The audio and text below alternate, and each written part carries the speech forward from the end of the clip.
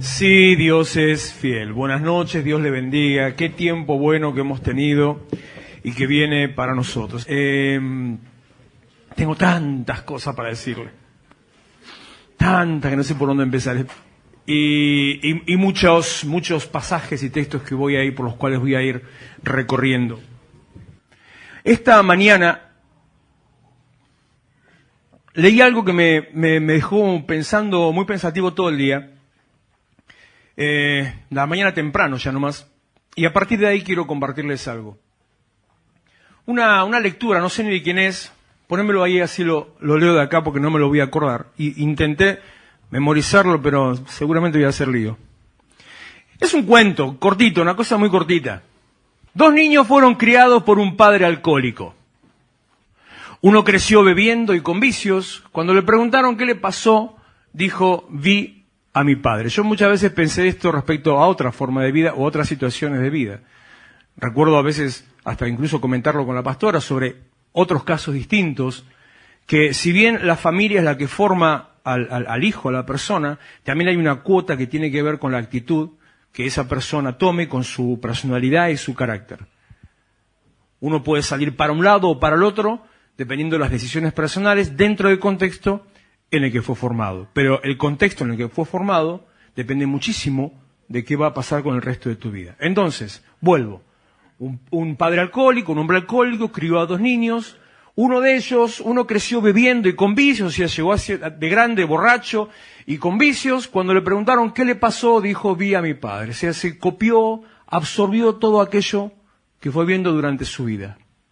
El otro creció y salió adelante y nunca bebió en su vida.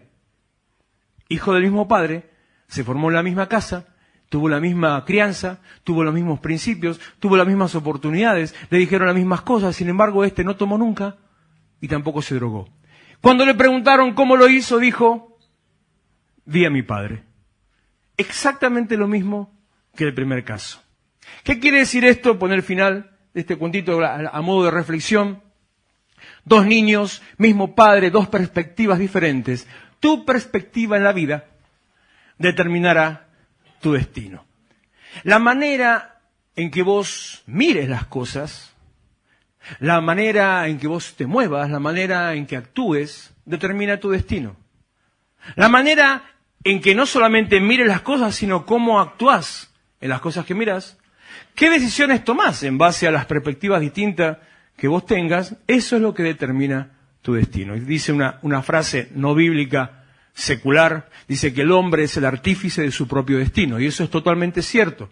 Muchas veces tengo discusiones que rozan el nivel teológico de aquellos que piensan, que creen todavía que Dios determina todas las cosas y que nosotros somos simplemente títeres de la voluntad de Dios y que hacemos lo que Dios quiere con nosotros. No, nosotros decidimos por qué camino andar, nosotros determinamos hacia dónde vamos a ir. Todo depende de mi propia perspectiva. Como le decía semanas pasadas, tu capacidad de ver determina tu capacidad de alcanzar. Aquellas cosas que ves y cómo las ves son las que forman hacia dónde vas a llegar. Y llegamos un día a preguntar, que ayer estaba mirando no sé qué en televisión y escuché a alguien que dijo, ¿qué es lo que ves? Y dije, epa, esto me escuchó la prédica. Y llegamos a decir, ¿qué es lo que estás viendo? ¿Qué cosa te detenés a mirar? ¿Qué cosas permitís que entren a través de tus sentidos en tu mente y por lo tanto forjen un destino en tu vida y te haga tomar una determinada línea de pensamiento y llevarte a tomar determinadas decisiones? El destino que yo voy forjando, ¿sabe de qué depende? Al margen de esto, aparte de ahí, depende mucho de entender quién soy. Depende mucho de entender para qué estoy. De entender cuál es el propósito en mi vida. Una frase que me encanta decir y que es una de las frases con la que arranca el nivel 1 de la escuela de crecimiento. ¿Para qué existo? ¿Cuál es el propósito en mi vida? ¿Para qué estoy? Yo no sé si usted se lo preguntó a sí mismo alguna vez. Yo me lo he preguntado durante muchos años hasta que el Señor me empezó a guiar y a decirme y a mostrarme el para qué. Hace unos días 2-3 días, tuve una situación un poco graciosa. Acá mismo en la iglesia estaba con mi hermano, tengo un hermano menor, 9 años menor que yo, y no es cristiano, es más, es bastante bastante ateo, lo bestia, el bruto. Pero bueno, mi hermano, ¿qué quiere que le haga? Y estábamos acá conversando, le estaba mostrando algunas cosas, estábamos viendo por un trabajo para hacer, que él va a hacer. Y me preguntaba cosas del edificio, del lugar, y me comentaba y me opinaba, y esto y que aquello, y que está así, y que lo otro, y yo le mostraba, yo empezaba, ya se me empieza a caer la baba, entonces le empiezo a mostrar, le prendí todas las luces, le apagué la luz central, prendí las LED, abrí todo el sistema, le puse música fuerte, levanté todo el sonido, parecía un boliche acá adentro. Y él miraba todo y dice, ¿es necesario tanto? Me dice. Y yo le digo, es lo mío. Y lo que sea lo mío para Dios va a ser siempre con excelencia. Hasta el nivel, obviamente, que uno puede llegar. Si quisiera tener otras cosas mucho mejores. Le dije, me encantaría tener acá atrás una pantalla de LED de 5x3. Me encantaría. Lo que pasa es que si la pongo, ¿quién la ve? Estamos todos acá, tapamos todo. Entonces no se ve nada. Entonces, ¿para qué le voy a poner? Vale fortunas, me encantaría. Mire, yo no sé si el otro lugar o el piso de abajo. El piso de abajo es más alto, la distancia del piso al techo. Debe tener aproximadamente entre medio metro y 1 metro más, no sé con exactitud. Pero si llega a tener lugar para poner una pantalla atrás, ahí va a ver los monitos bailando en la pantalla atrás. Entender cuál es el propósito en tu vida, entender para qué estás, entender cuál es la dirección, entender qué es lo que Dios hizo con vos. Eso determina tu destino, te da no solamente una razón de ser, sino te permite, te lleva a evaluar qué cosas poner en primer lugar, a qué cosas darle importancia o qué no, qué cosas ponerlas por encima de las otras, como lo que le acabo de mencionar respecto de la política. Ayer tuve una situación con alguien, con un muchacho muy desagradable y maleducado él por su parte, un muchacho de la iglesia, que por el comentario que acabo de hacer, que lo hice públicamente primero entre los jóvenes, de otra manera, porque estaba dirigiéndome a animarlos a que vayan a votar, porque no es obligatorio para todos, salió del grupo, se fue, me acusó de manipulador, porque estaba escondiendo en la Biblia una intención de voto y obligando a los chicos a votar a alguien que yo quería. Le vuelvo a repetir, yo por mí no votaría a la persona que voy a votar ahora. Después en octubre es otra cosa. Pero entonces le digo a esta persona, vos pones en primer lugar la militancia política antes que la fe en Jesucristo. Digo, primero soy cristiano. Segundo, soy un ser humano, un hombre. Tercero, soy un profesional si lo fuera. En este caso yo podría decirle soy pastor. Ponga el título que sea, ponga su trabajo, lo que fuere. Tercer lugar. Cuarto lugar, si tengo una militancia, cuarto lugar, la militancia política. No podés poner primero eso antes que Dios. Entender para qué usted está. Entender para qué existe. Darnos cuenta que hay una situación a nuestro alrededor, nos estamos dando cuenta. ¿Usted vio la crisis alrededor? ¿La siente? No me venga a mí, no me mienta porque no la vive tanto, pero la siente, la ve, porque está bien, porque caerán a tu lado 1000 y 10.000 a tu diestra, a vos no te va a llegar, y de verdad que no te va a llegar. Y capaz que te roza, capaz que te hace así y te dejó un raspón al costado, pero no te va a derribar, no te va a voltear, no te va a lastimar. Capaz que te deja una marca, una secuela. Capaz que pasó tan rápido que te dejó medio sordo, o capaz que fue un piedrazo que en medio te hizo trastabillar y casi, pero no te vas a caer, no vas a quedar marcado, no vas a ser lastimado. Dios está con vos si entendés cuál es tu propósito. La crisis existe a nuestro alrededor, va a seguir bastante tiempo todavía. Depende también con eso que leí de Romanos, de cómo es que el Señor está llevando, el capítulo continúa, avanza, cómo el Señor está llevando una situación prácticamente de desesperación a aquellos que se alejaron y se olvidaron de Dios. Y como dice Isaías, capítulo 6, versículo 11, 12, por ahí aproximadamente, la misma situación, que es necesario que lleguen a lo más bajo, que lleguen a dolerse, que lleguen al desierto, dice, y entonces ahí levanten la cabeza y digan, necesito a Dios, cosas que Dios permite para que se cumpla su propósito y para que toda la humanidad llegue al entendimiento de que solamente en Cristo hay salvación y solamente Él cambia nuestra vida. Romanos capítulo 8, versículo 19, lo mencioné antes, ayer, lo estoy diciendo cada rato ese texto. El 18, ya que la pastora recitó el 18 mientras estaba hablando, vamos a leer el 18 y 19. Tengo por cierto que las aflicciones del tiempo presente no son comparables con la gloria venidera que en nosotros ha de manifestarse, porque el anhelo ardiente de la creación, todo a su alrededor grita, clama, desesperado, no sabe que lo necesita. Como decía hace un par de años, la gente no sabe que necesita a Cristo. Bueno, ahora en este tiempo, no solamente que no lo sabe, sino que sin saberlo, clama, pide. Hay un anhelo ardiente de la creación que es aguardar, está esperando la manifestación de los hijos de Dios. ¿De qué manera se manifiestan los hijos de Dios? Cuando usted se pone en pie. Cuando usted toma un cartel con una flecha, cuando usted dice, es para allá. Cuando usted toma un cartel y dice, este es el camino. Cuando usted levanta la voz y dice, se puede vivir de otra manera. Esa es la manifestación. Cuando usted sale de debajo de la alfombra, sale de debajo del barro, sale debajo del polvo o del manto de miseria que le quieren poner otros y que a veces usted se lo quiere poner porque le sienta cómodo, porque como argentinos descendientes de españoles, una mezcla con italianos, un poco de judío también en el medio, tenemos un espíritu de queja permanente. ¡Ay, qué calor, qué frío que hace! Permanente. ¿Y qué temperatura está haciendo? ¿Y qué te importa que te cambie si hace? ¡Ay, pero no se puede! Pero mira cómo está esto, y mira el otro, lo que se fue la carne, mira el tomate cómo está. Queja, queja, queja, queja, queja. Anote, no porque se va a deprimir. No se va a deprimir.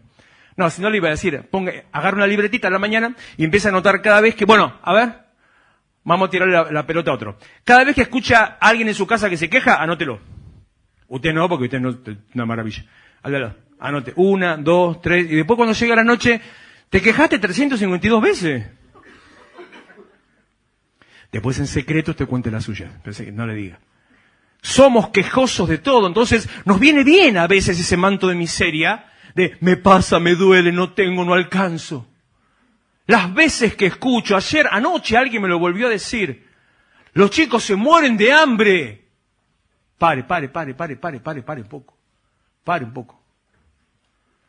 ¿Usted vio a alguien que se esté muriendo de hambre? Si lo vio, ¿hizo algo para ayudarlo? Porque también está la otra. ¿Hizo algo para ayudarlo? Ahora, no seamos tan drásticos, no seamos tan idishemama. Pongámonos en el lugar que tenemos que estar. Vemos la situación, la creación anhela ardientemente la manifestación de los hijos de Dios. Es el tiempo de la iglesia. Es el tiempo de entender para qué estamos. Es el tiempo de entender cuál es nuestro llamado y nuestro propósito. Es el tiempo de entender que para esta hora, como decía Lily Goodman, para esta hora he llegado. ¿Conoce esa canción? Es fea, ¿la conoce igual? Bueno. Esther 4:14. La situación del país era complicada. Había sido emitido un edicto, un decreto, porque había una interna, qué raro, ¿no? Una interna política entre un gobernante y el pueblo de los judíos. Los judíos que habían sido esclavos y que formaban parte del pueblo en ese tiempo, una gran masa de gente. Eran los laburantes, en realidad. Los judíos en la tierra. Y este tipo quería eliminar a todos los judíos porque les tenía bronca, simplemente por bronca. Los quería eliminar. Entonces hizo que el rey firmara un decreto donde todos los judíos iban a ser eliminados. Y viene a juicio popular, se le daba autoridad a la gente para tener armas y matarlos donde sea que los encontrara. Y había una judía que nadie sabía que era judía, solamente el tío. Y era la reina. Y vivía en el palacio. Y fue elegida por el rey sin saber que era judía. Elegida en casting, ¿vio? Cambió de reina, se aburrió de la que tenía, la mandó para la cárcel y dijo, quiero una nueva. Y empezaron a pasar con el zapatito a ver, no sé, otra historia. Y se quedó con esta. Y empezó la amenaza de la muerte. Y se acerca el tío de esta mujer, Mardoqueo, tío de Esther, llamada también Adasa. Y se acerca y le manda un WhatsApp. Porque él no podía entrar al palacio. Porque él no era de la corte y era judío. Entonces en la puerta del palacio le mandan WhatsApp a la reina. Dice, che reina, ¿qué estás haciendo? Nada, acá mirando Netflix. Mirá, escuchá una cosa, che reina. ¿por qué no hablas con el rey? Y le decís, che, rey, tengamos una noche de pasión. Y en medio de la noche de pasión lo convence, deja a los judíos en paz. Y la reina le dice, no, Mardoqueo, ¿estás loco vos? La ley dice que si a mí se me ocurre entrar a la habitación del rey y decirle, che, rey, así de una el tipo tiene derecho para matarme. Si él no extiende su cetro diciéndome que tengo permiso a entrar. Bueno, vieja, vos decidí. En tus manos está la salvación de todo tu pueblo. Vos decidís. Y ella no quería saber nada. Entonces le dice, Mardoqueo, le dice a la sobrina, si callás, entonces, si callás absolutamente, si no decís nada, te callás la boca en este tiempo, respiro y liberación vendrá de alguna otra parte. Cuando Dios tiene un propósito, el propósito de Dios no hay quien lo impida. Cuando Dios quiere hacer algo, no hay quien lo detenga. Aunque Dios tenga elegido una herramienta específica y esa herramienta se rompa, se oxide o se pierda, Dios reemplaza la herramienta y no tiene ningún drama. ¿Cuántas veces, varón, cuántas veces aflojaste una tuerca con una pinza? ¿Cómo quedó la tuerca? ¿Cómo quedó la pinza? ¿Pero la aflojaste? Entonces no importa que no sea la herramienta apropiada, importa en qué manos está. Entonces cualquier herramienta, aunque sea una pinza oxidada, en las manos de Dios sirve para el propósito. Puede ser que vos te calles la boca, le dice, pero de algún lado va a venir respiro y liberación para los judíos. Pero tú y tu casa y la casa de tu padre van a morir. Y esta frase, mira esta frase. ¿Y quién sabe? Para esta hora he llegado. Para este tiempo nací, así, ¿no? Qué finito canta esa tipa. ¿Quién sabe si para esta hora has llegado al reino? O sea, ¿quién sabe si para lo único que existís es para haber estado adentro del palacio este día, a esta hora, cerca del rey? ¿Quién sabe si el único propósito en tu vida era hablarle al rey? ¿Vas a arriesgar el cumplimiento del propósito en tu vida a pasar el resto de tu vida sintiendo que fuiste una fracasada? Como Juan el Bautista, no recuerdo el pasaje, no lo voy a buscar. Como Juan el Bautista cuando estaba en la cárcel. Estaba a punto de, bueno, faltaba un poco todavía, pero estaba a punto de morir. Van los discípulos a verlos a la cárcel. Y dice, che, Juan, ¿qué onda? ¿Cómo estás? Y acá estábamos, lo estamos ayudando, la cosa está complicada. No, pero ¿qué necesitas? No, yo estoy bien, pero hágame un favor, le dice. Vayan a ver a Jesús. Y por favor pregúntenle, che, Jesús, ¿vos sos el que había de venir? ¿O hay que esperar a otro?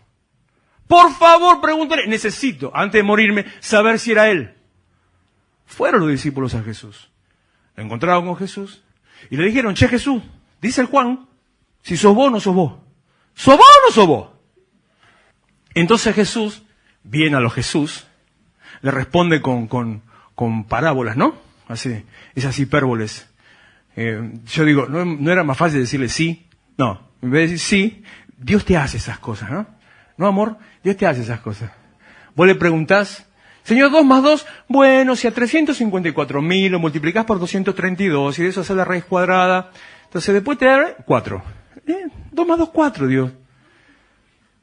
Entonces dice, díganle a Juan que seguramente me voy a equivocar, el orden. Los sordos oyen, los ciegos ven, a los pobres les he predicado el evangelio, creo que dice también los cojos andan, no sé.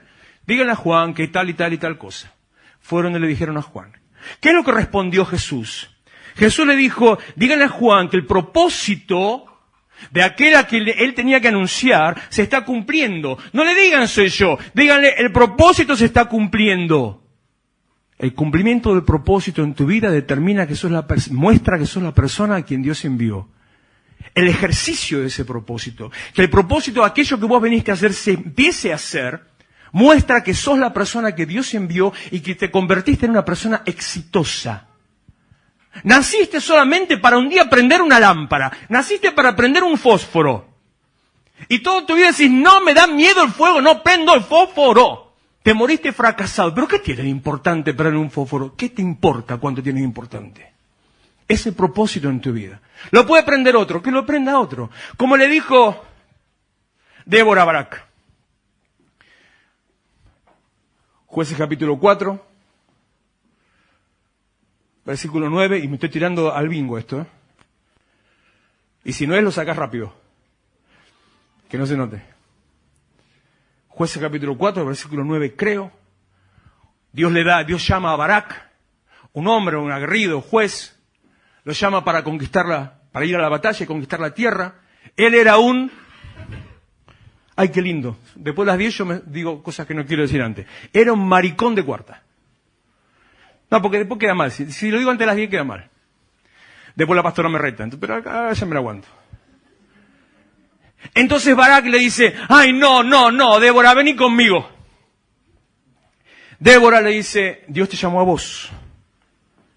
Dios te dio a vos la tarea. Dios quiere salvar a este pueblo en tus manos.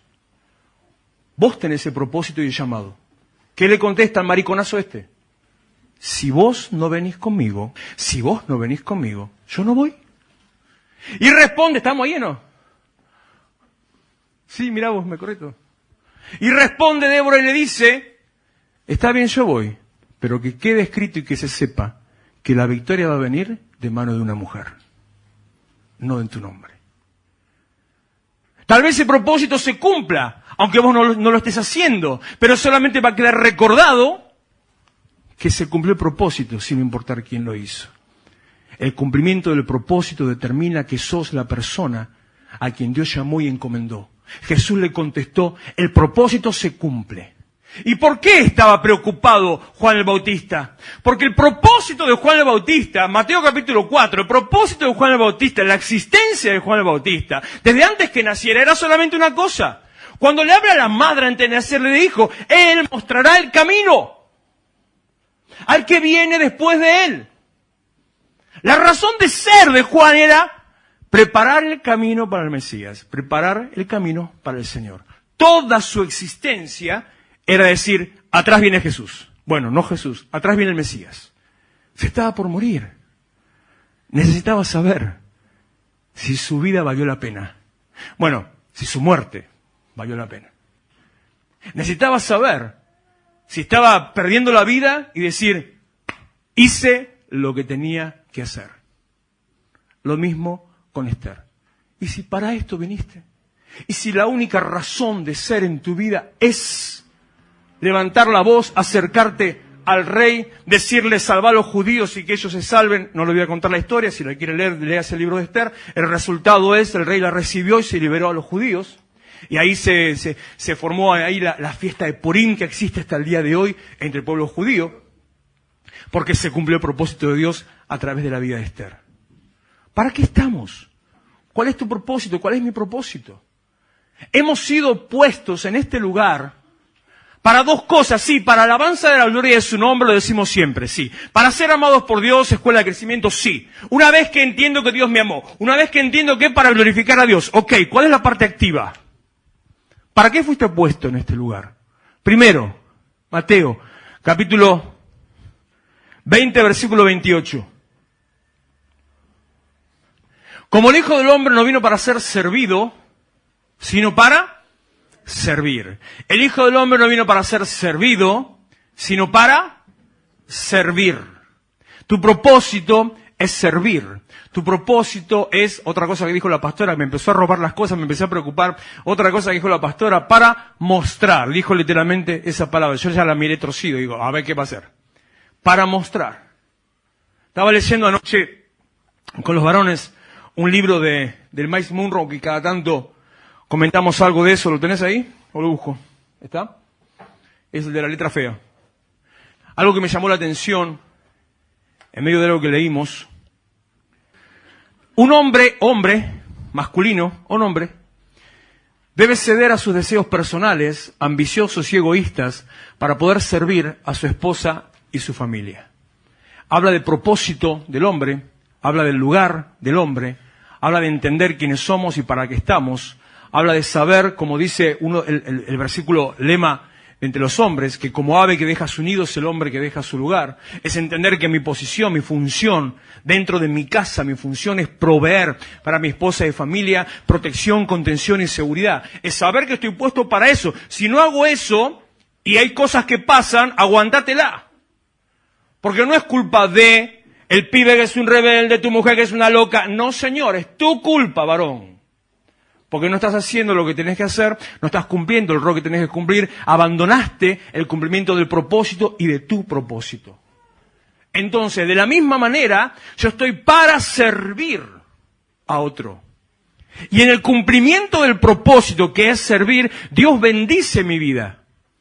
Busquen primeramente el reino de Dios y su justicia y todo lo demás será añadido. Haz lo que Dios te manda hacer y vas a ser bendecido. Necesita una bendición. Busca una bendición económica. Quiere un trabajo nuevo. Haga lo que Dios le manda hacer. Entre en el camino del Señor. Camine en su propósito. Cumpla su voluntad y todo se le va a dar.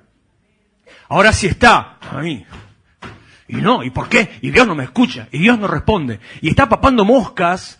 Y viene el culto solamente cuando viene el evangelista sanador que no entraba ya ni silla había para poner. Hoy solamente estoy yo. El que te da visión, dirección, el que quiere o busca formar tu pensamiento para llevarte a alcanzar el propósito de Dios sobre tu vida y que seas bendecido y prosperado en todas las cosas. El otro viene y se va.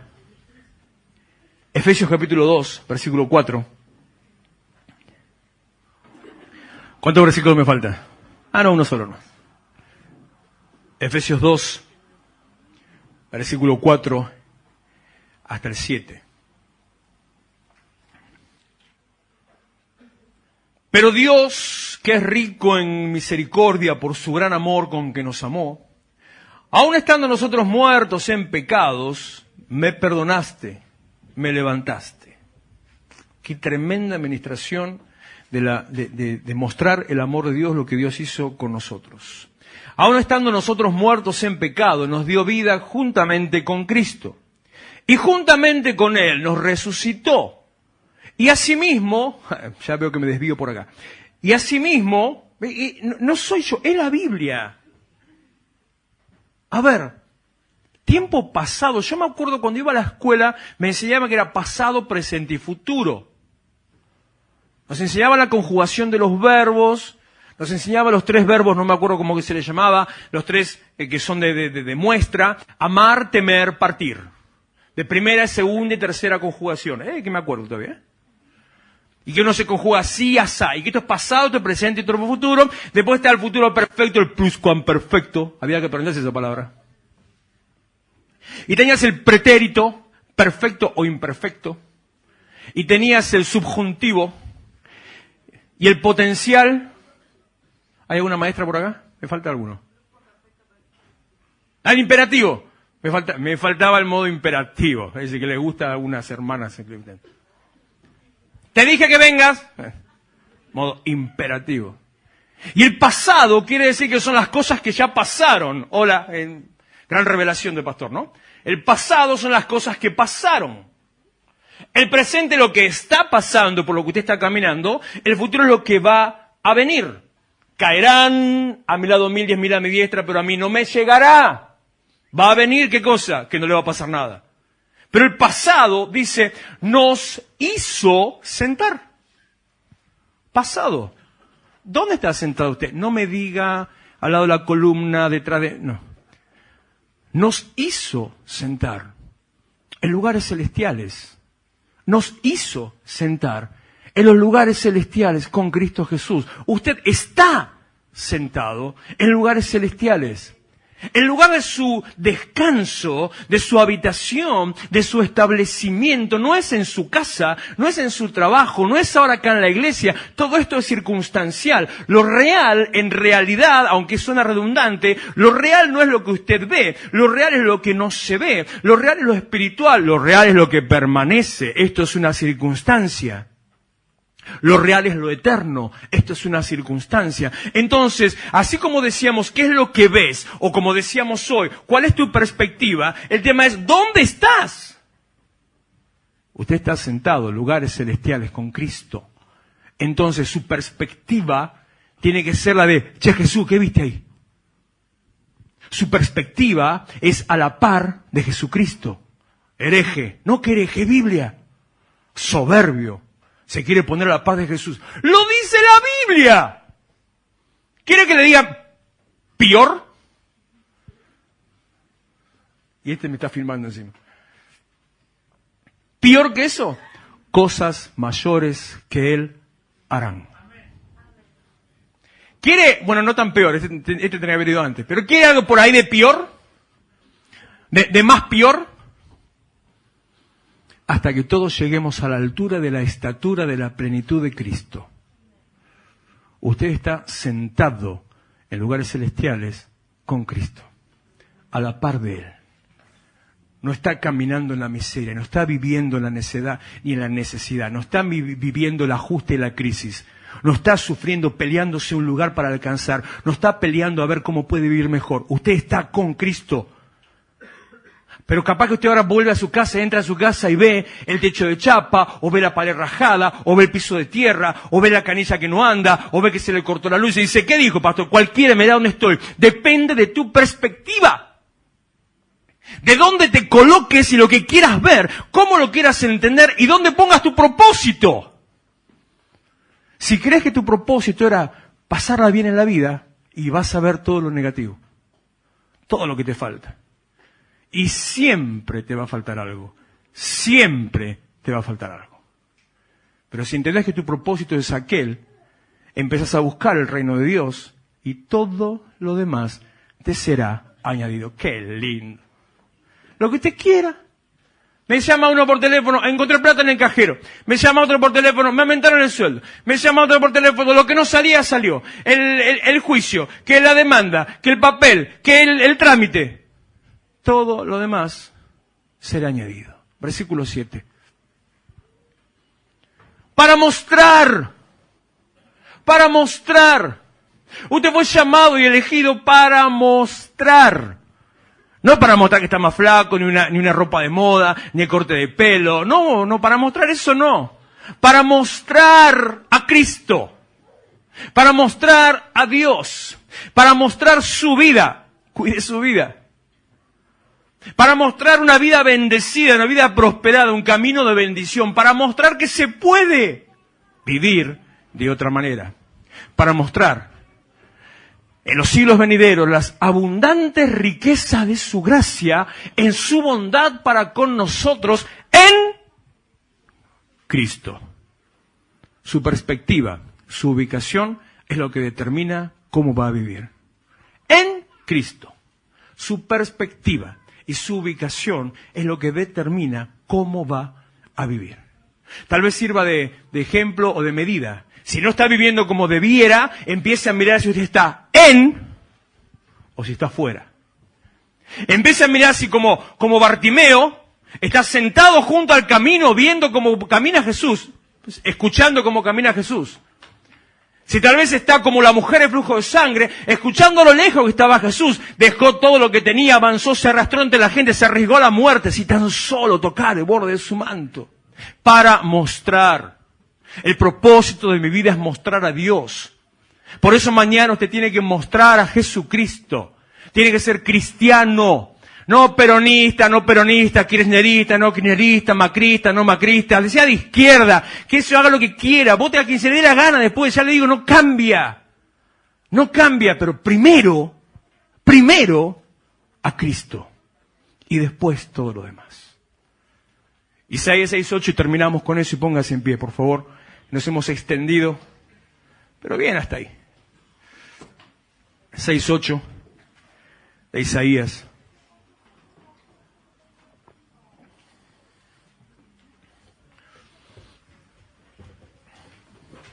Estaba Isaías en medio de una visión, en medio de una crisis, porque lo de la crisis no es de ahora. ¿Saben qué año se escribió el libro de Isaías? En el año 400 a.C. 400 a.C. O sea, hace 2400 años. Hace 2400 años ya había crisis. Estaba él en medio de una crisis política, social y económica que lo afectaba a él. No había crisis económica, no había crisis social, pero a él le afectaba. Era consejero principal del rey. El rey se murió. ¿Qué pasa si se murió el rey? Chau tu consejero. A rey muerto, repuesto. Vamos detrás de toda la familia real, los consejeros, todo a cuchillo. Y empieza capítulo 6 diciendo, en el año que murió el rey Usías, estaba yo sentado en el templo, qué sé yo, y vi una gran visión, bla, bla, bla, bla, bla. Y vio a Dios, o creyó ver a Dios, o Dios se le apareció. Y conversa, y habla, y termina la conversación, o casi termina la conversación entre Dios y Isaías, diciéndole Dios a Isaías. Lo relata él mismo. Oí la voz del Señor que decía, ¿a quién enviaré? ¿Y quién irá por nosotros? Y dice Isaías, y respondí, heme aquí, envíame a mí. Cumplimiento de un propósito, tomar la dirección de la voluntad de Dios, responder al llamado de Dios, entender que te toca a vos, entender que esta es la oportunidad de los siglos.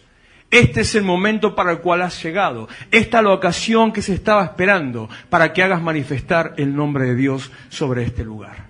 No extendamos más, por favor. Cierra sus ojos y acompáñenme en una oración, primeramente para orar por las elecciones de mañana y luego para adorar y despedir esta reunión. Gracias por estar, gracias por su tiempo, gracias por escucharme y les vuelvo a pedir a modo de ruego, vote con conciencia y con la mente de Cristo.